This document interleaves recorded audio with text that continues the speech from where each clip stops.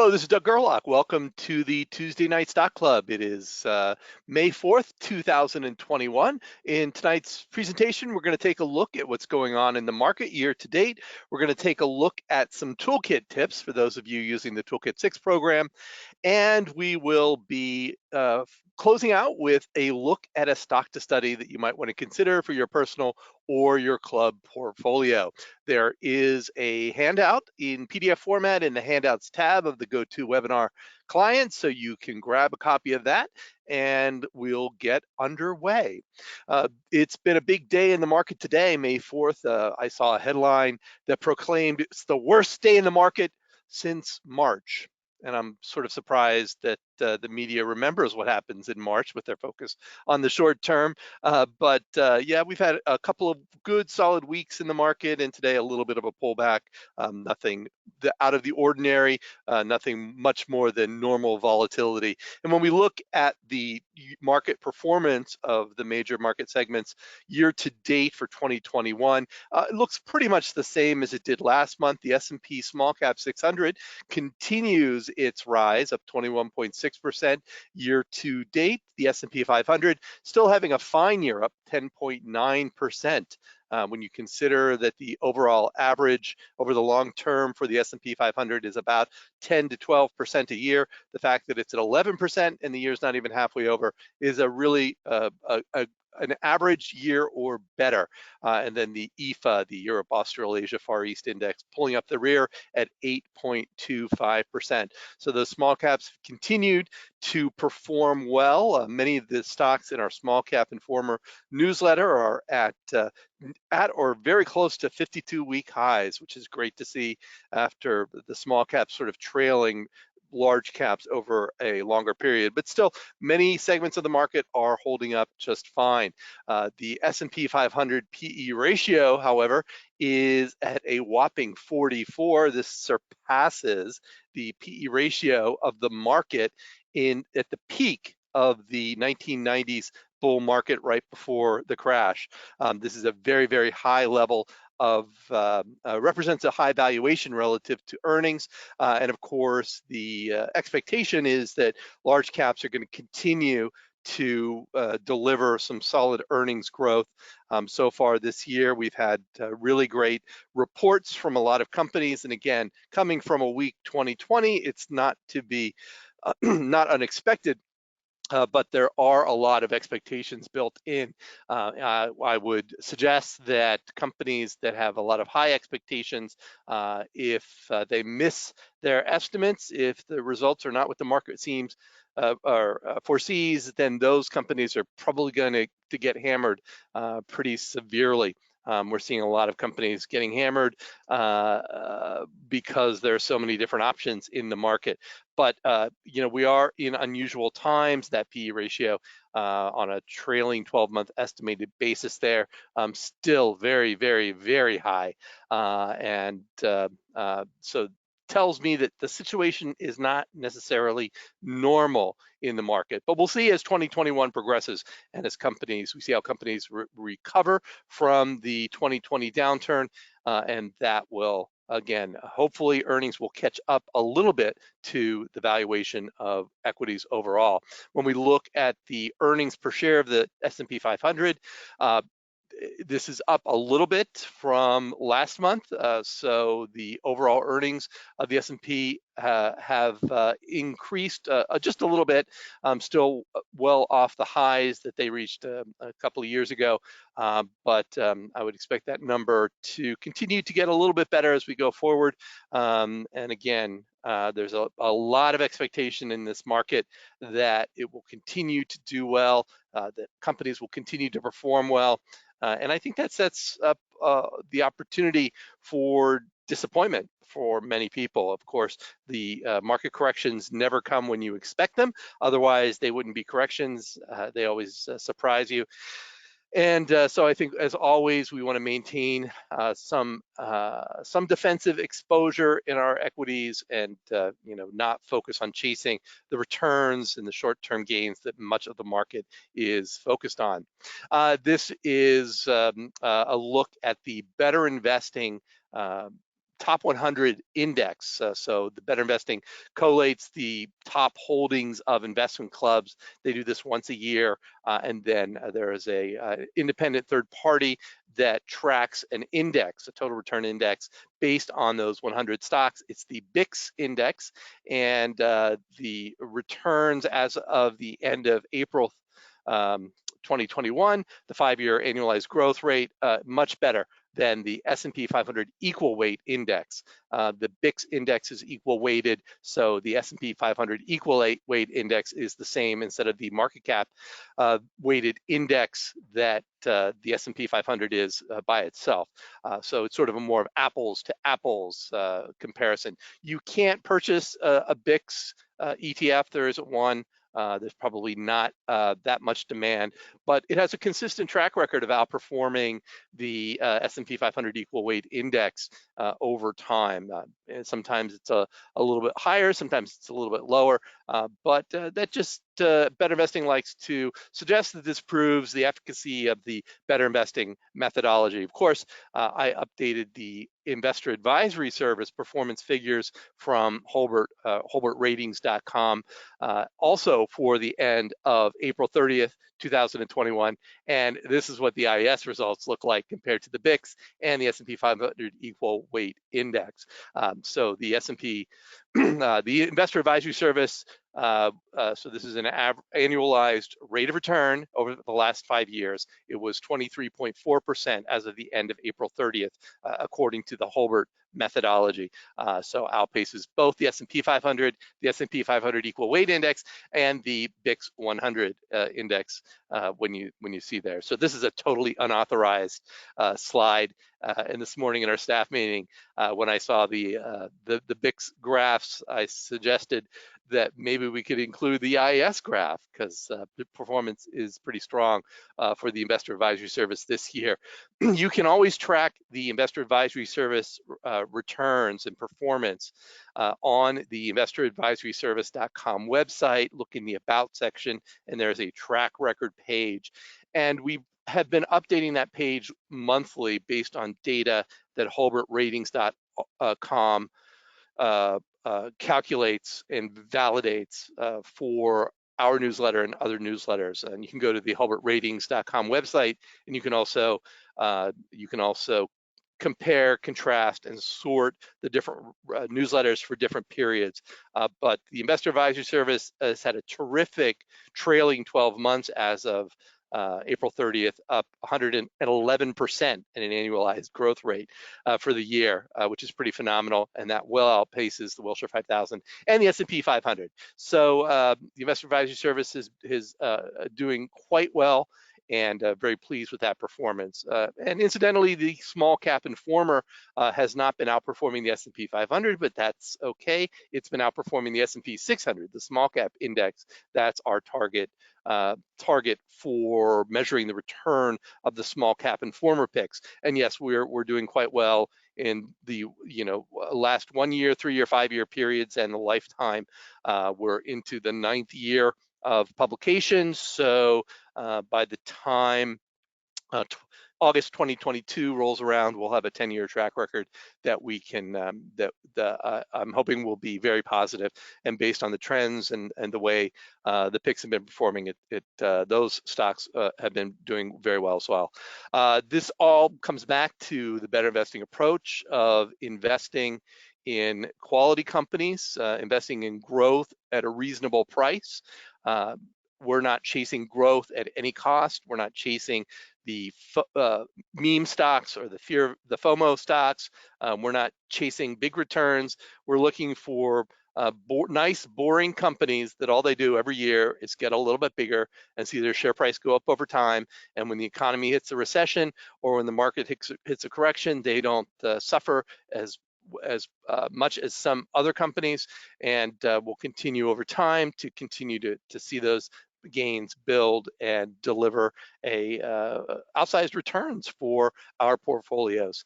So always interested in talking about and seeing what we can measure, and here are some return figures that can be measured that I think support our approach to the market.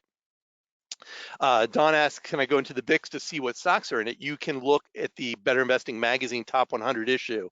So that's published once a year in March, I think, February, March, something like that. And that issue of the magazine lists all 100 stocks. Those are the top holdings, and those make up the BIX index. There is also a top 200, so the next 100 stocks, and that can be an interesting list as well, because that can be, the future top 100 stocks might be in the top 100 now. Some smaller companies or companies that get less of a focus. If you subscribe to the My Stock Prospector, our screening tool that we make at iClubCentral, there is also a Better Investing Top 100 screen there. It's a predefined screen, and the idea is that you can use that as a primary screen and then either sort or drill down into it with some additional criteria. So if you wanted to focus on smaller companies, you could that were on the top 100, you could do that. So that's another way that you can access those holdings. It's I believe, I'm sure for members, you can access it on the Better Investing website. If you're not a member, I'm not sure if that top 100 listing is readily available. And I'm sorry, I don't have the magazine. The magazine's handy to figure out that date, but my recollection is that it's done after the start of the year. And it's been, they've been compiling this index for, the index has been compiled for many years, but the top 100 listing has gone back more years than that. Christian asks if there's an IAS index or ETF available, and there is not. So it would be conceivable that you could construct your own based on if you were using some sort of basket folio style a brokerage firm where you could you could create the basket. We don't necessarily recommend it, but I do know of family investment clubs, for instance, where they understand the methodology. They just want an easy way into the portfolio management side of it. So they would simply take the investor advisory service, take the spreadsheet from each issue, and then rebalance their portfolio accordingly, buying and selling, or adding new money in proportion to the buy and sell, come up with the formula for it. And we're very happy with the results that they got from that. But there's not much of a business for us in marketing an ETF that would follow the investor advisory service picks. So we'd much rather have people be a subscriber and build their own portfolios. I understand at some point, if you wanted to wind down and not be investing actively in stocks at some point, then at that point you might consider talking to Provident Financial, who are the analysts who contribute the picks for the investor advisory service. You know them as Dan Boyle and Scott Horsberg, and who write for Better Investing magazine, and their firm does manage money using the Better Investing principles. So that is a great option for people who like the approach and maybe don't want to do the work. You can have them do the work for you and manage your portfolio, and that's their business, and they're some of the best at what they do, in addition to providing the stocks for the investor advisory service. Al says, yes, there's a link. That's what I was looking for. Al has the link. If I can copy it, I will send it in the chat to everybody. Let's see.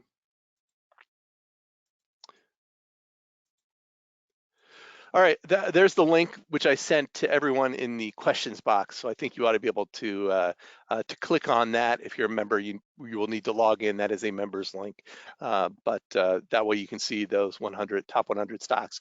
This is, again, we should probably next year maybe we'll do a top 100, a look at the top 100, and take a look at some of the stocks and talk about how I would approach sorting them or using them as an idea farm for a club or a personal portfolio. So we'll take a look at that, and we'll think about that for next year. let's talk about Toolkit 6. Again, we're talking about more topics than Toolkit 6 in our Tuesday night webinars, but I thought I would cover some material that I covered many, many years ago with some of the lesser known tips about the Toolkit 6 program for those of you who are using Toolkit 6. These are some of the things that are not readily apparent. Many of these are tips and tricks and shortcuts that I use on a fairly regular basis and thought I would share with you. First of all, your library. I know your personal library needs to be cleaned up. It's got too many stocks in it. You do stock studies, you save them, and you've got a lot of stocks that are out of date that you're never going to purchase. I think it's useful to have, for instance, I have a rejects portfolio because I look at a lot of companies and I can't always remember them. By putting them in my rejects portfolio, that way, when I come across, some website that's touting this particular stock and it's all terrific, I can fire it up in Toolkit, and when it loads right from my library instead of from the data service, and I can see that I've applied judgment to it, and I can see what, it gives me a sense that, yeah, you've already looked at this, it's in your rejects portfolio. You can, periodically I review my rejects portfolio to see if any of them have turned the corner and are now performing better. But that's one tip that you can use. But periodically, it's also good to just delete some of these old companies. Often they're companies that don't even trade anymore, that have been delisted or merged or went private.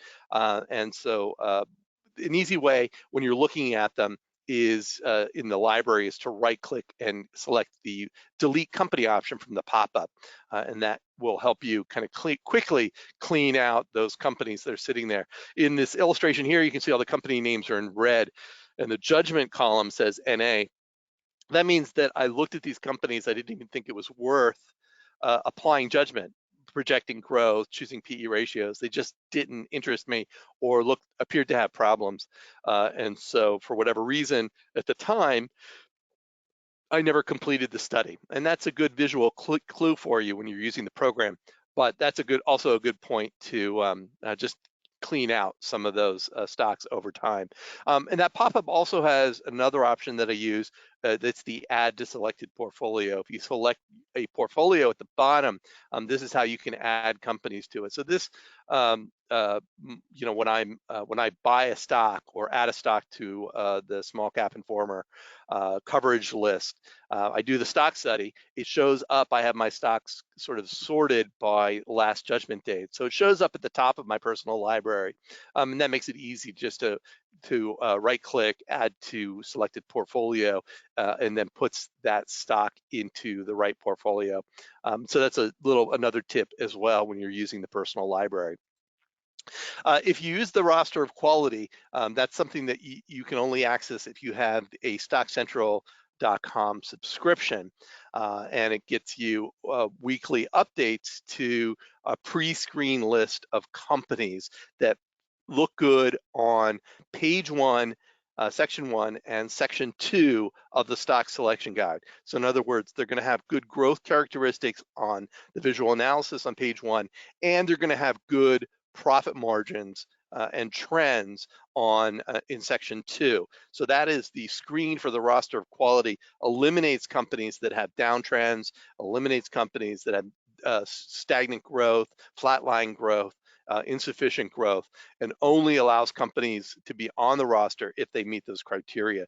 And over time, the number of companies that on a weekly or monthly basis that fit the roster quality that meet the criteria could be as many as 100 or 120, could be as many as 15.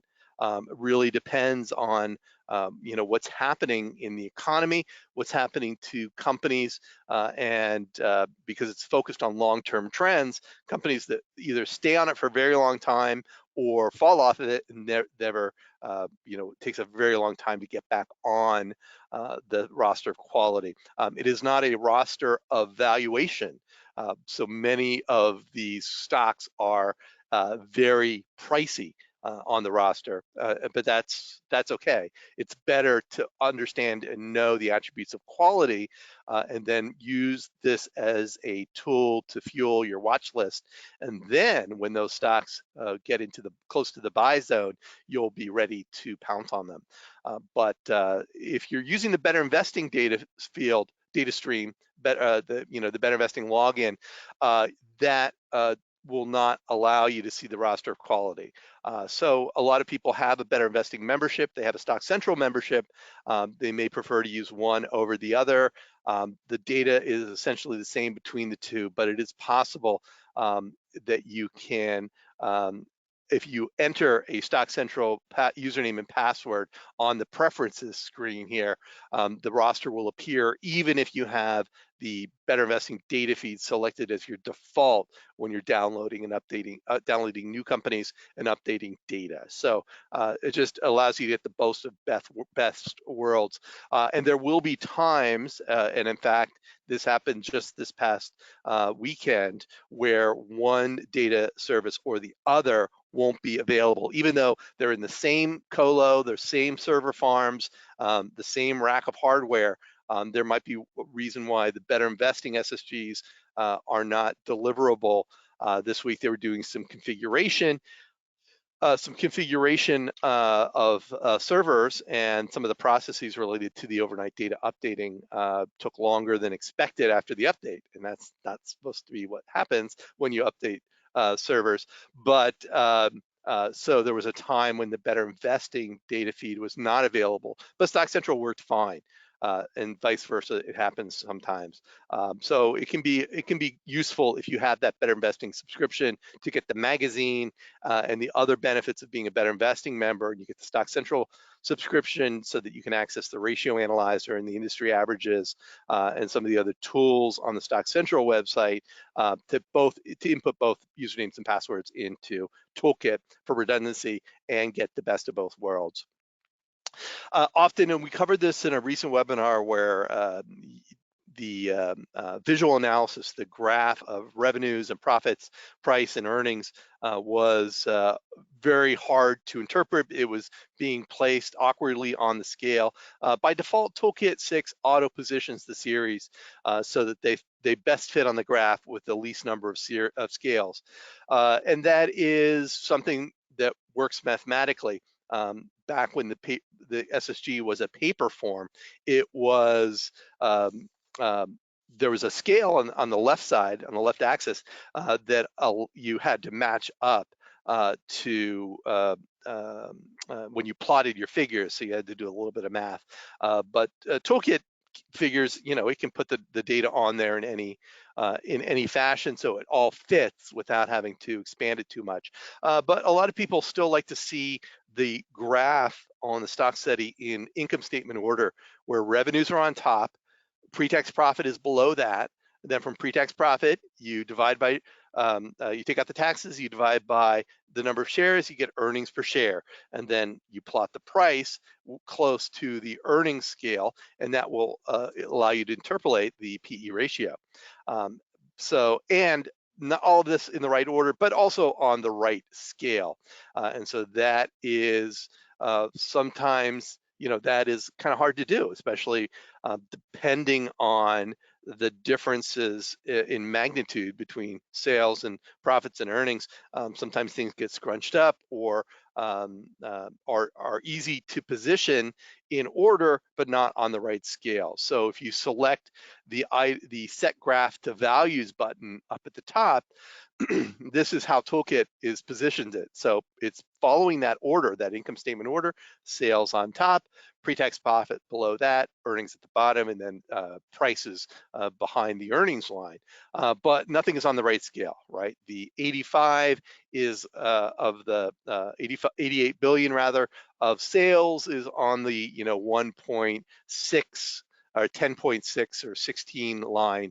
The pre-tax profit at 11 is somewhere between 9 and 10. The 5.46 in earnings is on the $6 line. So things are not on the right scale.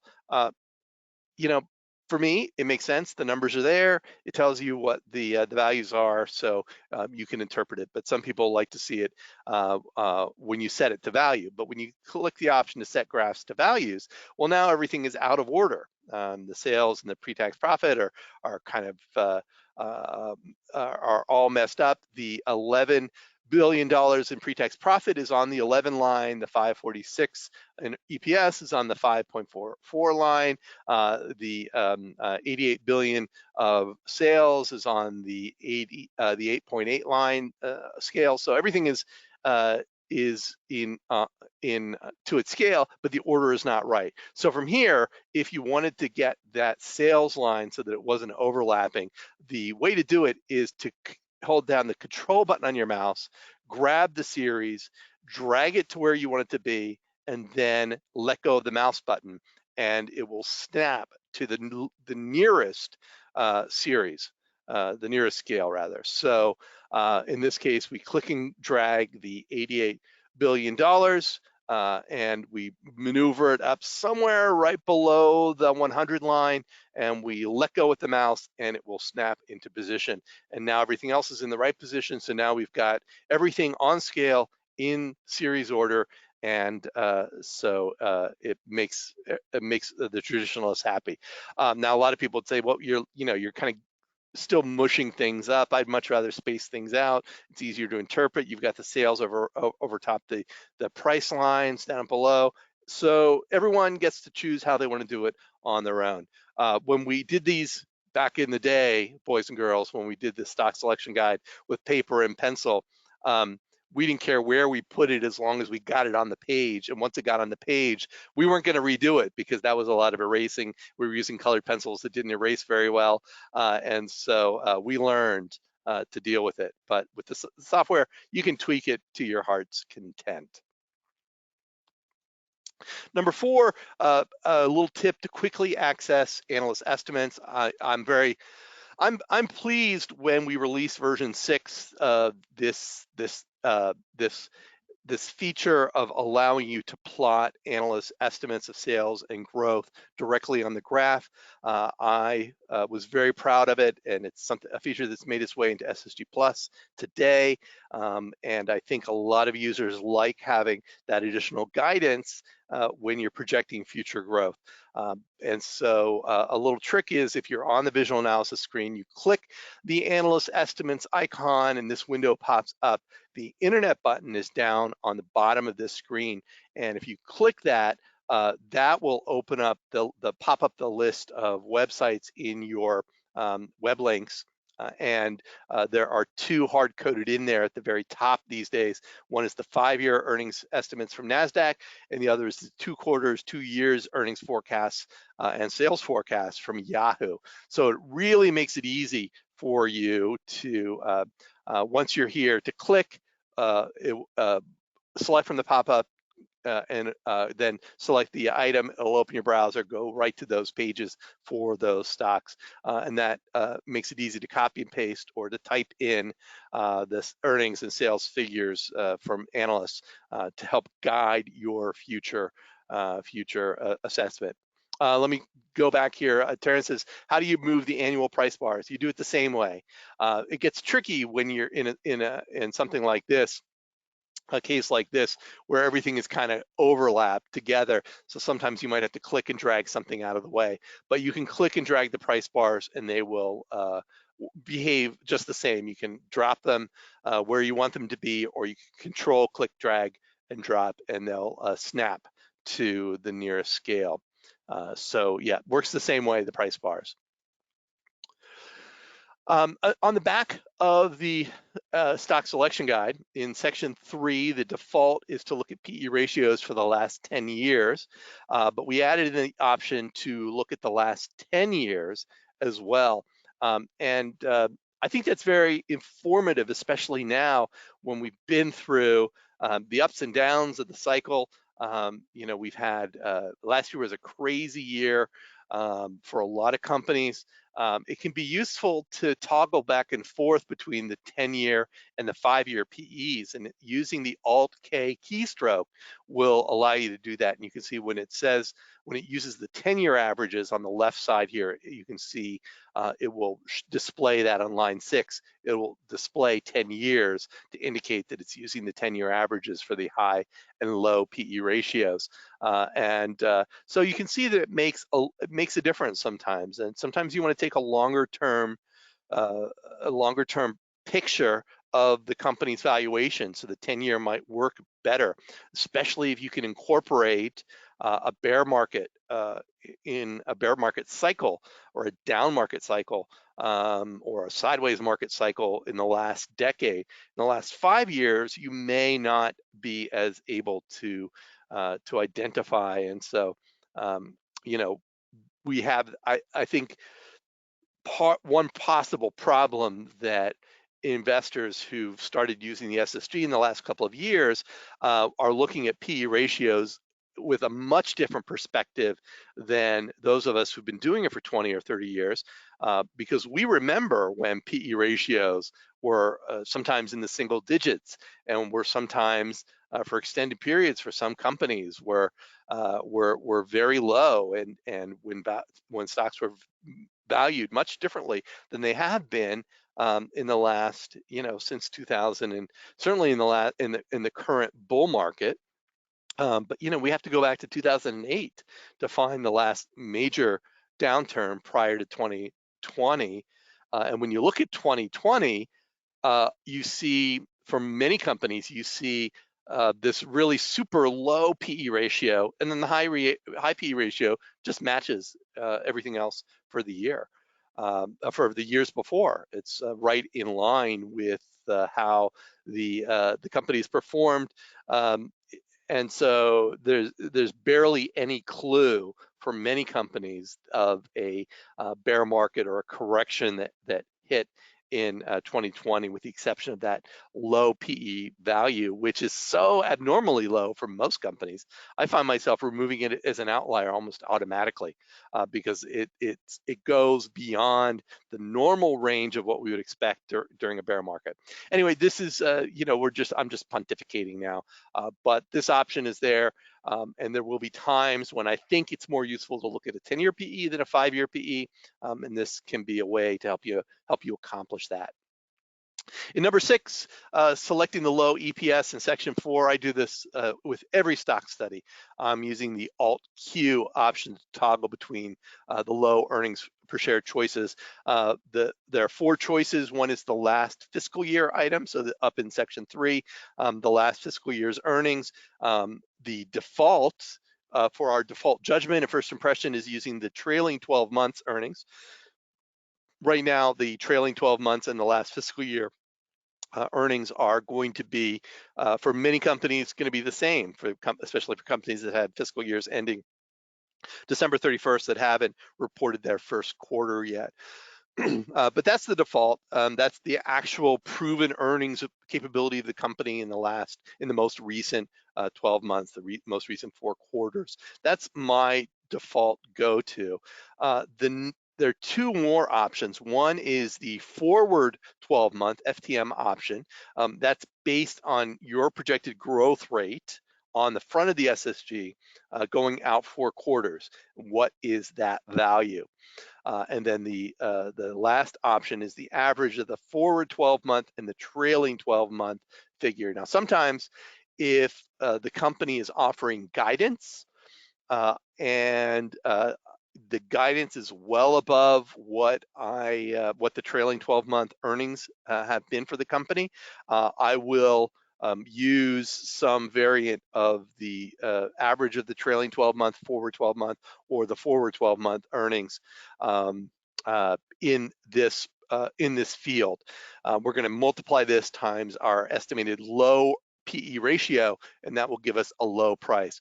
But again, the market, we were transitioning in section 4, we're transitioning from looking at the past history of the company to thinking about how the company is likely to perform in the future, right? Section 3, we're looking at the historical PE ratios. Section 4, we're looking at the projected PE ratios. And then we're looking at the projected earnings per share. So we're already looking forward, and the rest of the market is not paying any attention to what's happened in the past for the most part, right? They're all focused on all the great things they think are going to happen in the future.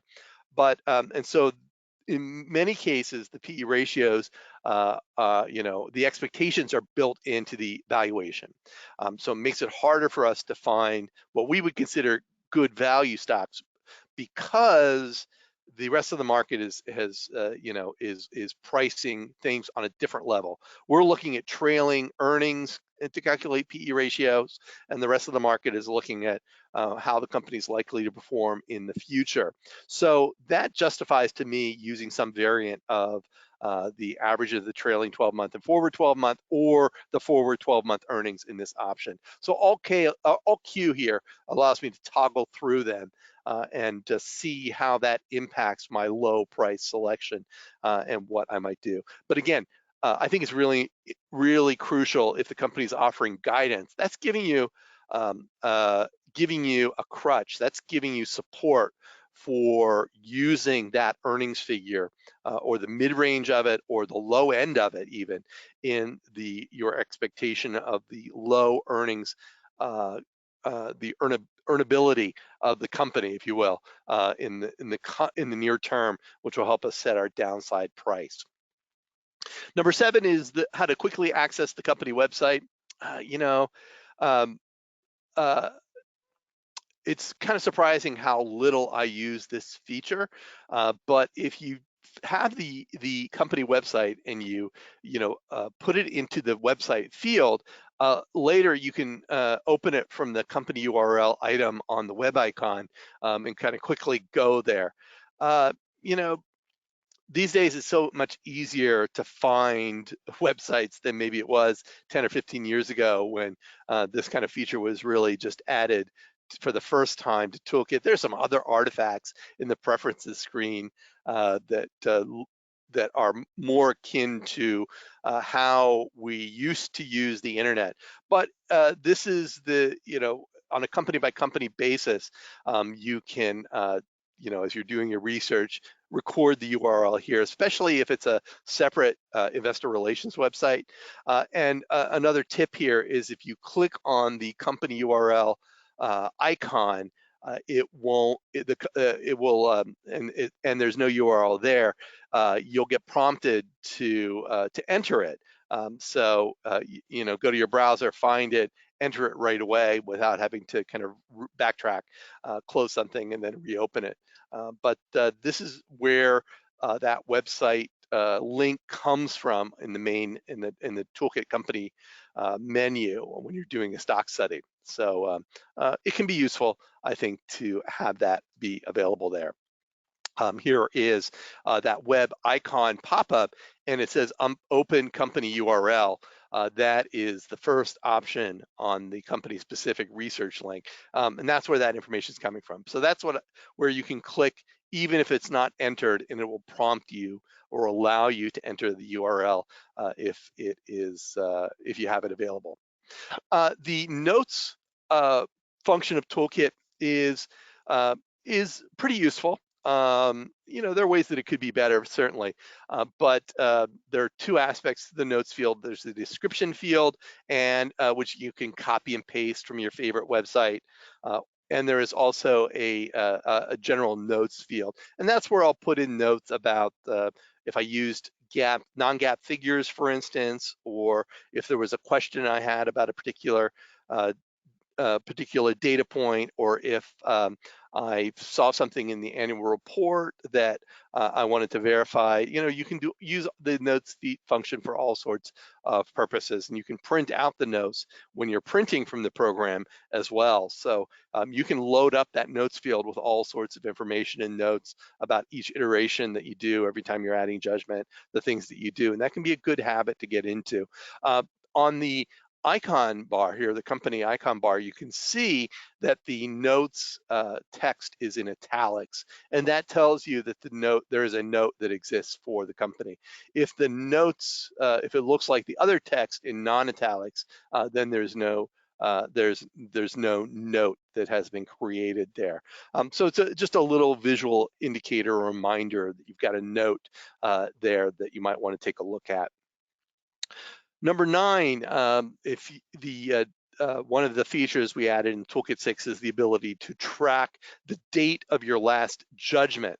So this is the last time that you applied forecast growth rates or selected PE ratios, selected high or low prices, any of the judgment items on the stock selection guide. And so we track that date, and then you can sort your companies in the library by judgment date. So you can see the companies that maybe you haven't looked at in some time.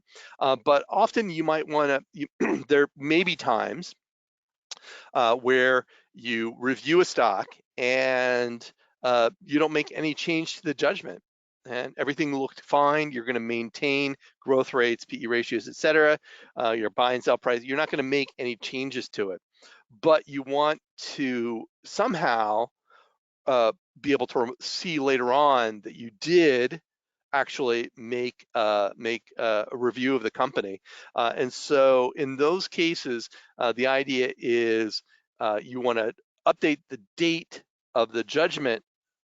So the judgment date, the date that you reviewed the stock and confirmed your analysis without actually changing anything, right? So obviously, if you change your growth rate, then you've got new judgment, and that is going to trigger the date to be saved.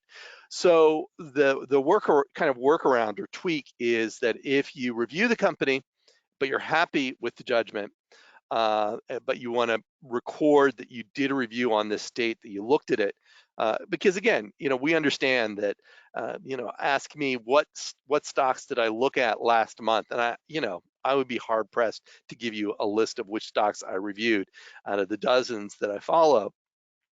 But if I can look at the judgment date, I can see, okay, well, yeah, I reviewed this just 2 weeks ago, so I'm not going to waste time looking at it right now. So the judgment screens or entry windows are the sales and or earnings per share growth rate entry screen, the high and low PE ratio selection screens, and the high and low price selection screens. So the sales and earnings per share growth on the front, the high and low PE ratios, and the high and low prices on the back. All you have to do is click into any of those. They're the fields that are highlighted in green. All you have to do is click into any one of those and then click OK without changing anything. Save your stock study using the save icon up on the toolbar, and that way it'll trigger that judgment date to be updated. And then you can go to your library, you can sort by that judgment date and see the stocks that you haven't looked at in a couple of weeks or a couple of months or even longer. So that's a useful tweak if you are relying on that judgment date to help you remind you what to do. And then number 10, again, I used this program for years before I realized that the reason my SSGs didn't fit on a page was because the printer margins didn't match my printer very well. So in the file menu, there's a printer margins option there. You can select it and you can enter the left, right, top, and bottom margins. And these will be the margins that will be used when you are printing to a PDF or when you're printing to your local printer. So you can adjust it accordingly. But if you get some parts that are not fully on the page, or if you want to make things a little bit smaller, you can feel free to do it. If you're not in the US and you're using a different page size, again, there's all sorts of reasons why you might want to do this. If you 3-hole punch your SSGs and put them in a binder, then you can set that left margin to be longer. So it can be very useful. I think a lot of people are printing and sharing their SSGs, but also printing them to PDFs and saving those. And again, PDFs have another scaling option when you're printing those. But here is a useful tip, I think, in the file menu. All right, with that, let's talk about our stock of the month. I'm going to try to cover a stock of interest on a regular basis in our webinars here. And this month, we're going to take a look at FleetCor Technologies. This is a stock that's been long covered in the Investor Advisory Service and in the SmallCap Informer. And in the May 2021 Investor Advisory Service newsletter, it was re-recommended. So they've covered it a couple of times in the past, or at least I think a couple of times in the past, and it's also been covered in the SmallCap Informer going back to 2017. It's performed very well since then for both of the newsletters. The ticker symbol is FLT. It trades on the New York Stock Exchange. The sector is industrials, and the industry is business services, but you'll notice I put a little asterisk there. Business services is really kind of a catch-all industry group, and so it's not always fair to compare companies within the business services industry to each other, because they're just all over the map. It's probably one of the most diverse groupings of companies out of all the industries that I can think of. And FleetCor, yes, it does provide business services, but in many ways it acts more like a credit card company. So I think it can be useful. We'll talk about what it does in a minute, but I think it can be useful to compare FleetCor to Visa or MasterCard, at least in terms of your research, because a big part of their business comes from payment cards, and so I think that is can give you a little bit of insight into their margins and how strong of the business it is. FleetCor's business is they provide fuel cards for corporate vehicles, including truckers, used for food, lodging, and other expense payments in addition to fuel. They manage the fuel card programs for Shell, BP, and Speedway, among others, so that is a big business for them. They negotiate with hotels and restaurants and fuel stations, gas stations, truck stops to provide a discount to people who use their cards, so that again is an incentive.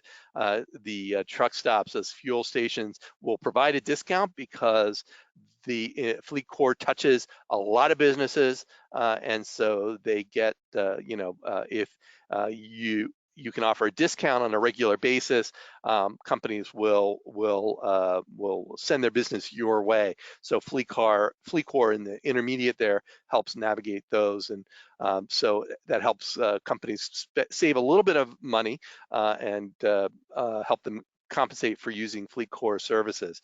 Their main business is in the US, but they also have operations in Brazil and in the UK. In the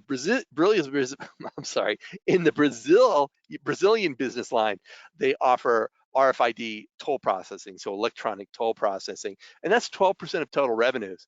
But that's only in Brazil that they offer that program. Again, if I think last month we actually covered our Brazilian medical oriented education stock. Brazil is an enormous country, so trucking is just an enormous business opportunity there.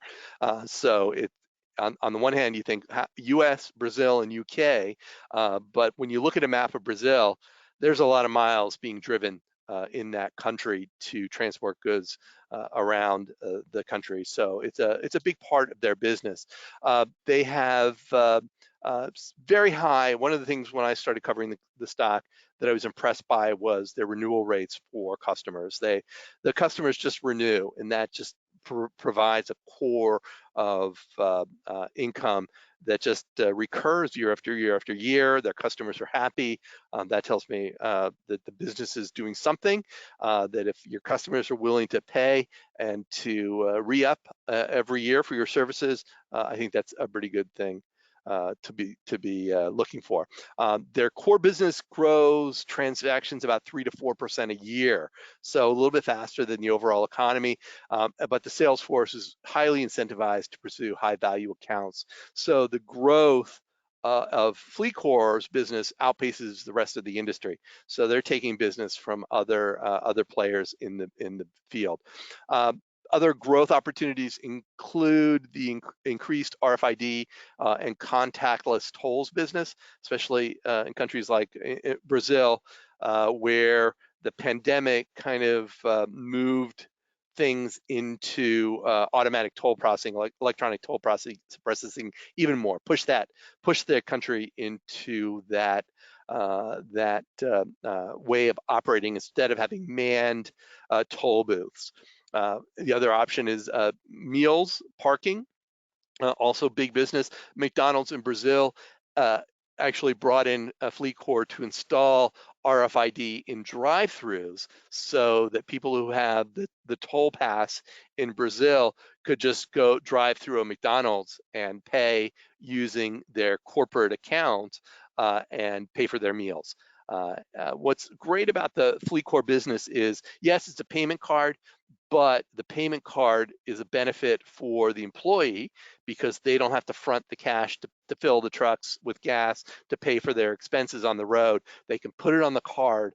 All the expenses get transmitted back to headquarters. So headquarters knows on an automatic basis what their expenses are and can take care of payment for those bills.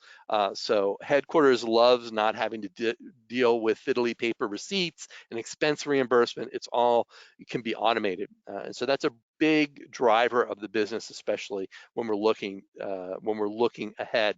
And in fact, FleetCor is got another business line that is working on building out corporate accounts payable and corporate payments.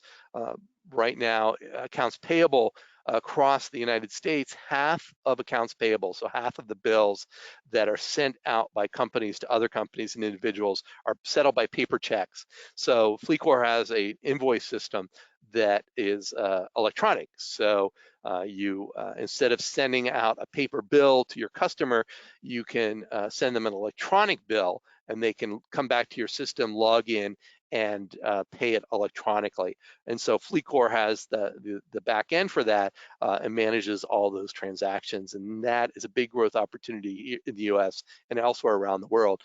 They say the pandemic did slow growth. And when we look at the SSG, you'll see a little bit of a drop off of earnings and sales in 2020, but the recovery should be very strong. And in fact, FleetCor's business, the business of transportation of goods and services, was not something that was necessarily hit very hard by the pandemic. I think we all know anecdotally that the trucks kept rolling, and the fact the trucks were delivering more goods, and the trucks had trouble keeping up with the demand for goods and services and toilet paper and foods and groceries.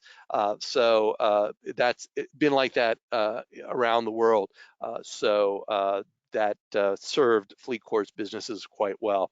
And when we look at the 2021 first quarter results, when they're announced, we expect a pretty strong comparison to the first quarter of 2020 based on what they're doing. So here we are with the stock selection guide. So again, you can see visually three lines here that are relatively straight. There's a little bit of warbling in sales and earnings over the years, but generally they're growing in parallel. The prices are there. Some years better than others. Those price bars are very compact relative to some other companies, which just tells you this company trades in a pretty tight range on a 52-week basis, but it does move upward along with the growth of earnings.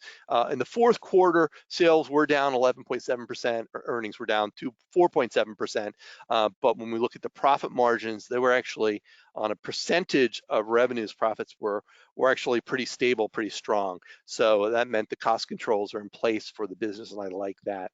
IS are estimating 12% sales growth and 15% long-term earnings growth, but when they do the math, the long-term or the short-term earnings growth and the recovery from 2020, they're expecting to be quite strong. So a 19% growth rate over time, over the next 5 years will result. So that's a pretty optimistic growth rate. I've been using in the SmallCap Informer. I've been sticking with the 12% growth rate, but again, our strategy is somewhat different in the small cap space. We're looking for bigger margins of safety, so we're a little more conservative in our expectation of growth. But the IS guys are top notch. They know their business. So that's the rationale behind that 19% growth rate, is not because they expect the long-term growth rate to be 19%, but they expect a big bump in 2021 and then a leveling out closer to that 15% long-term growth rate that they anticipate the company will be able to support. This is the percentage pre-tax profit. Instead of looking on an annual basis, I thought it was useful to look at it on a quarterly basis, not trailing 12 months, but on a quarterly basis. And you can see in the fourth quarter of 2020, even though the company saw sales and earnings drop, the margins actually went up. And so again, I think that's a pretty strong sign that they are well positioned going forward. You can see in the first quarter of 2020 and the second quarter was the worst in terms of profitability, but strong recovery in the third quarter and fourth quarter. We expect that to continue. Otherwise, pretty stable over time. You know, we're looking at a quarterly basis, so you get blips here and there. But look at that whole period from 2017 to 2019, just edging up just a little bit better on a regular basis, which we love to see. And the levels of those margins, you know, close to 40% pre-tax profit margin, very strong. You'll find very few business services companies that can kind of match that, which is why I suggest looking at some other financial stocks as a point of comparison. P/E ratio history here, high ranges between 30 or a little bit higher on the top and 20 on the bottom, very consistently in the last 5 years. The low P/E ratio has been 19, 20, 21, you know, very tight range. Again, high P/E ratio, a little more variable, but again, I think a 30 P/E is pretty sustainable or attainable rather for the company over the longer term. Doesn't pay dividends, so we're relying on capital appreciation and valuation growth. So that high P/E ratio and high earnings gets you a high price of $642. It's around $293. Somewhere around $293 today. It was $279 on April 6th when the IS issue was put to bed for this study. So it's done quite well since that point, and even in the last 2 weeks. FleetCor has been performing well. So it's right at the 3-to-1 upside downside ratio. So right about the $293 price is the top of the buy zone, and total return on an annualized basis around possible at 17%. So that is well above our objectives there. I like this company. I like the fact that it is related to transportation. It's also related to financial services, and it's also related to industrials, right? So it kind of has its fingers in a lot of different pots. And I like companies like that, where they're not specifically beholden to one particular sector or segment of the economy. That's what I think makes this stock be a little more interesting.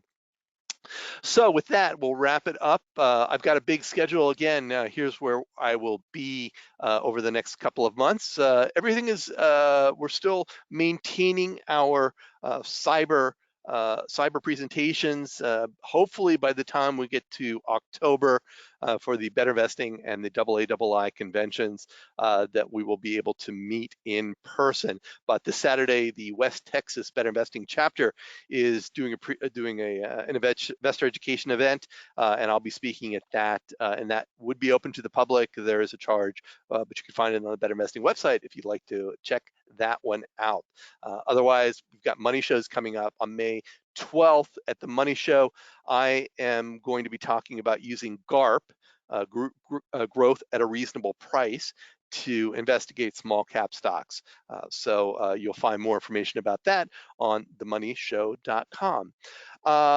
So a couple of questions before we wrap it up. Tracy says that Tracy's Toolkit 6 numbers are a little different from yours. Is it because I'm using Better Investing data? That's an excellent question. I probably should have mentioned that. The data that is used by the investor advisory service Analyst is all vetted by them on every point of data. So they maintain the data and they normalize the data according to their principles. So they will exclude non-recurring items. They will include charges that the company says are non-recurring but don't appear to be. They will make adjustments, and so the numbers that they use will be different from what you see in the Better Investing or StockCentral data services. So they are slightly different. Um, in many ways, they kind of even out a lot of the trends, the sort of removing those non-recurring events. But again, those guys are chartered financial analysts. That is the top of the financial analyst profession. So they're accredited, and this is what they do for business. So yeah, the numbers are different, and I would say stick with IS when you have their figures available. Those numbers have been run through the ringer and validated. Don says, where do I find this recording? All our recordings are on YouTube. If you look for ICLUBcentral, you will find the recordings there. So and there's a playlist of our Tuesday night webinars. Last month's didn't get recorded, so it doesn't exist, but our other webinars are there and will be there in the future, so you can figure it out. John Hedrick says, what will higher corporation tax rates do to investing decisions? I think I don't think it'll have an impact because it'll be across the board. All companies are going to will have to abide by any new tax regulations. I don't think that necessarily companies, a lot of companies reported better earnings due to the last round of corporate tax rate changes. However, some companies saw a negative impact, and at the end of the day, I think investors were happy to have the positive impact, but did not sweat it over companies that had a negative tax impact, and it became just sort of an asterisk year in the stock study. So we would expect that to happen because, again, all companies are going to be, all US companies are going to be affected the same. So you're going to have a period of adjustment and readjustment. And I don't think anyone is going to go, well, that's it, I'm going to start only investing in Irish companies now. That's not going to happen. People need to invest somewhere. So I think valuations will hold steady. There might be a little bit of turmoil, but I don't foresee it as being a major problem from an investor's perspective. K Smith has problems with Toolkit. You'll have to contact support because it looks like you've got something wrong with your setup there, and they'll help you out and figure it out if they can. And with that, let's all keep calm, stay the course, get vaccinated, continue to follow health guidelines. I want you all to stay healthy so that you can stick with us for many more of our Tuesday night stock clubs. We'll look forward to seeing you at our next event in June of 2021. Thanks so much for coming out.